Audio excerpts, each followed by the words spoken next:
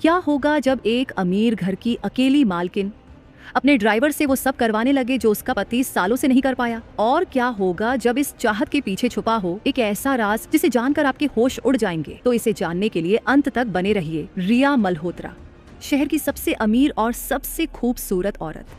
बाहर से देखो तो वो रानी जैसी लगती थी, बड़ी गाड़ी, आलीशान बंगला, ऊंची पहचान।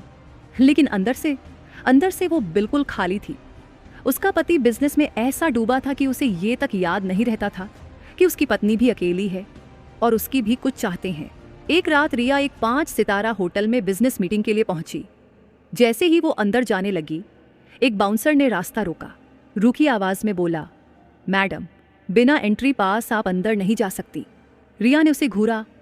मुझे पहचानते नहीं? मैं इस होटल की सबसे बड़ी क्लाइंट हूं। लेकिन बाउंसर ने हद पार कर दी। उसने रिया का हाथ पकड़ लिया।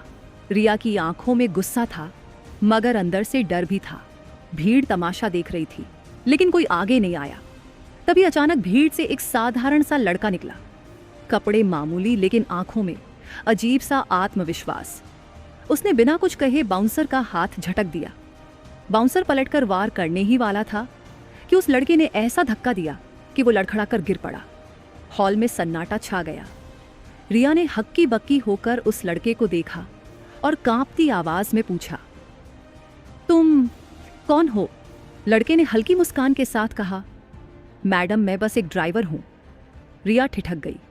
एक ड्राइवर और इतनी हिम्मत?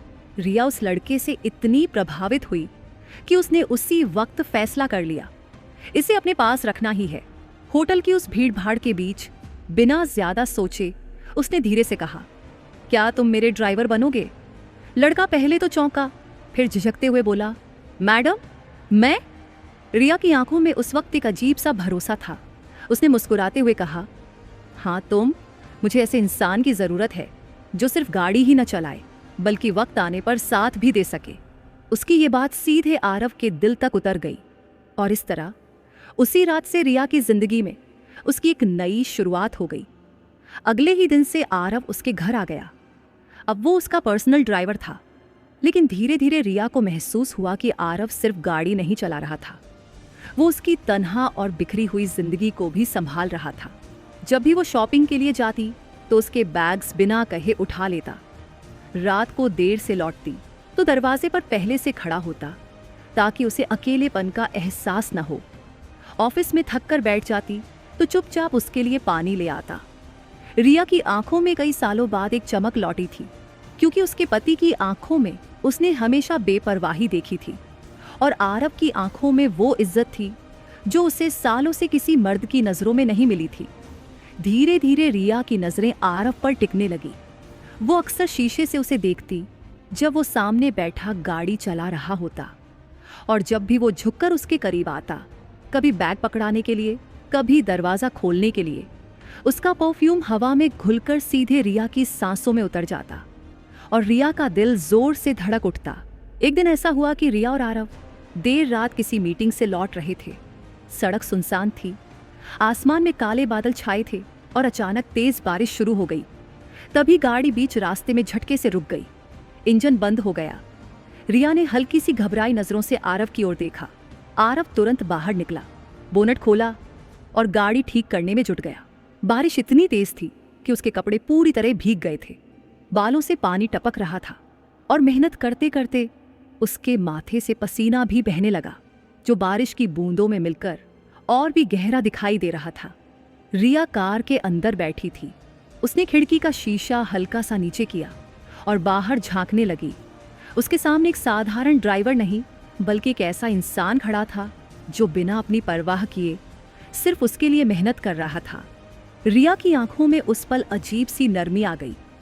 उसके होठों पर हल्की मुस्कान आई और उसके दिल ने धीरे से फुसफुसाया, ये हाथ सिर्फ गाड़ी ठीक करने के लिए नहीं बने, ये तो मेरी जिंदगी को ठीक करने के लिए बने हैं। कुछ देर बाद आरव ने इंजन ठीक किया। गाड़ी फिर से स्टार्ट हो गई। लेकिन उस रात के बाद गाड़ी से ज्यादा रिया का दिल स्टार्ट हो गया। अब वो अक्सर आरव को देखने लगी। जब भी वो झुककर उसके पैरों के पास गिरी सैंडल ठीक करता या दरवाजा खोलते वक्त हल्की सी हंसी के साथ कहता, मैडम, सब ठीक हो जाएगा, तो रिया की सांसें तेज हो जाती। एक रात रिया ने थोड़ी ड्रिंक ली हुई थी। दिन भर की थकान और अकेलेपन के बाद उसका मूड हल्का हो गया था। कमरे में हल्की रोशनी थी, पर्दों से छनकर आती हवा माहौल को और भी गहरा बना रही थी। तभी दरवाजा धीरे से खुला और आरव पानी का गिलास लेकर अंदर आया। उसकी चाल में वही सादगी थी, लेकिन आज रिया की नजरें उस पर कुछ ज्यादा ही ठहर गईं। रिया ने होठों पर मुस्कान लाते हुए कहा, आरव, क्या तुम सिर्फ गाड़ी ही संभाल सकते हो या मुझे भी? आरव अचानक चौंक गया। गिलास उसके हाथ में कांपने लगा।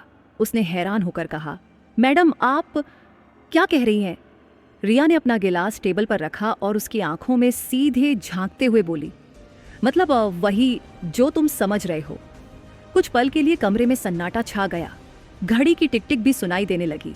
बाहर हल्की हवा चल रही थी, लेकिन अंदर का माहौल भारी हो चुका था। दोनों के बीच खामोशी थी, मगर उस खामोशी में छुपे इशारे किसी भी शब्द से ज्यादा गहरे थे। आरव ने कोई जवाब नहीं दिया। उसके होंठ खामोश थे, लेकिन उसकी आंखें सब कुछ कह गई। वो इजहार, वो चाहत, वो ख्वाहिश जो लफ्जों में कभी निकल ही नहीं सकती थी, उसकी नजरों में साफ झलक रही थी। रिया ने उसी रात पहली बार महसूस किया कि वो अब इस ड्राइवर के बिना रह नहीं पाएगी। धीरे धीरे दोनों के बीच का रिश्ता बदलने लगा। अब उनकी बातें सिर्फ गाड़ी और ऑफिस तक सीमित नहीं रहीं। बीच बीच में उनकी नजरें टकराती और खामोशी में भी बहुत कुछ कह जाती। कभी रिया गाड़ी की पिछली सीट पर बैठते बैठते मुस्कुराकर कह देती, आरव तुम गाड़ी अच्छे से संभाल लेते हो, पर देखना मुझे संभालना आसान नहीं है। उसकी बात सुनकर आरव हल्की हंसी में जवाब देता, मैडम आप भी कभी चाहें तो मैं कोशिश कर सकता हूँ। ये डबल मीनिंग बातें हर बार माहौल को गर्मा देती। रिया की आंखों में चमक आ जाती और आरव की धड़कनें तेज हो जाती। अब उनकी लंबी ड्राइव सिर्फ सफर तक सीमित नहीं रही। रात की खामोशियों में हेडलाइट्स की रोशनी और सड़क के किनारे बहती ठंडी हवा के बीच उनके बीच चाहत की खुशबू फैलने लगी थी। ऐसा लगता था मानो हर पल उन्हें और करीब ला रहा है। लेकिन कहानी इतनी आसान कहाँ थी। किस्मत ने जैसे इंतजार कर रखा था उन्हें झकझोरने का। एक रात जब वो दोनों डिनर से लौट रहे थे, अचानक उनकी गाड़ी को हथियार बंद गुंडों ने घेर लिया। तेज हेडलाइट्स, बंदूकें और चीखती आवाजों ने माहौल को डरावना बना दिया। रिया के होश उड़ गए। उसका चेहरा सफेद पड़ गया और हाथ कांपने लगे। गुंडों ने गाड़ी के शीशे पर वार किया और ऊंची आवाज में चिल्लाए, रिया मल्होत्रा, तेरा ड्राइवर सिर्फ ड्राइवर नहीं, तेरे सबसे बड़े दुश्मन का आदमी है। रिया का दिल धड़कना बंद सा हो गया। उसने कांपती आवाज में पूछा, आरव ये लोग क्या कह रहे हैं? आरव खामोश रहा, लेकिन उसकी आंखें सब बयां कर रही थीं। गुंडों ने खुलासा किया, इसे तेरे करीब भेजा गया था ताकि तेरे राज्य हम तक पहुंचे। ये तेरा ड्राइवर नहीं, तेरा जासूस है। रिया के पैरों तले जमीन खिसक गई। उसका चेहरा सुन्न पड़ गया। सांसें तेज होने लगी। जिस इंसान को उसने अपने अकेलेपन का सहारा समझा, जिसके साथ उसने दिल से जुड़ना शुरू किया, वही इंसान उसका सबसे बड़ा धोखा निकला। उसकी आंखों में गुस्सा, दर्द और तड़प सब कुछ उमड़ आया। उसने कांपते होठों से कहा, सच बताओ, क्या तुम मुझे सिर्फ इस्तेमाल कर रहे थे? आरव ने चुपचाप उसकी आंखों में गहराई से देखा। उसकी नजरें स्थिर थीं, लेकिन उनमें पछतावे का सैलाब था।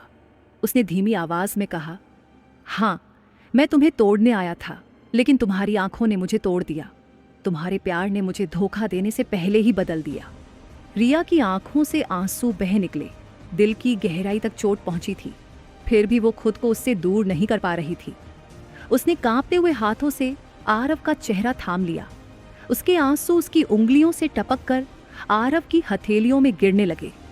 रिया ने बिखरी हुई आवाज में कहा, अब चाहे तुम दुश्मन हो या अपना, मैं तुम्हें खो नहीं सकती। आरव ने धीरे से उसके आंसू पोंछे और पास आकर उसके कानों में फुसफुसाया, तो फिर आज से मैं सिर्फ तुम्हारा हूं मैडम, चाहे दुनिया खिलाफ क्यों ना हो। उस पल समय जैसे ठहर गया। दोनों की आंखों के बीच का फासला मिट गया। उनके बीच की दूरी हमेशा के लिए खत्म हो गई। चाहत ने उन्हें इतना करीब कर दिया कि अब दोनों के बीच कोई दीवार बाकी नहीं रही। और तभी बैकग्राउंड में जैसे दिल की धड़कनों की आवाज गूंज उठी। कभी कभी प्यार किसी ओहदे, किसी नाम, किसी रिश्ते की परवाह नहीं करता। वो वहीं जन्म लेता है जहां उसकी जगह नहीं होती। ड्राइवर और मैडम की ये चाहत एक गुनाह थी या एक मोहब्बत, ये फैसला करना मुश्किल है, लेकिन इतना तय है, ये रिश्ता हमेशा के लिए उनकी किस्मत में लिख दिया गया था।